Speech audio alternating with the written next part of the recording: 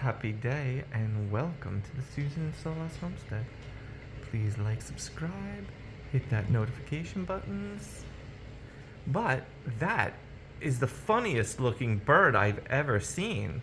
If anyone can identify it, look at the brown feathers on that bird. It might be a type of extinct dodo. Who knows? Looks like we'll have to refill the bird feeder. Oh, look at him. I don't know if it's a him or her, to tell you the truth. I'd see him fly. We'll have to wait till he spreads his wings and flies off in all its grace. Have a fantastic day. Check out other... Wait a second. That looks like a bird right there. That does not look like a bird. It's a groundhog, love. Whoa. It's a groundhog. And they fly and eat bird seed? Nope.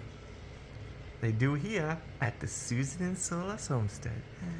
Well, we eat birdseed. How? So far. Well, so far. Maybe he's eating bird poo. And he's recycling it. He looks like he's definitely eating something. And a lot of it. Well, we'll go out there and have to refill the bird feeder. The birds don't have any, but the groundhogs do.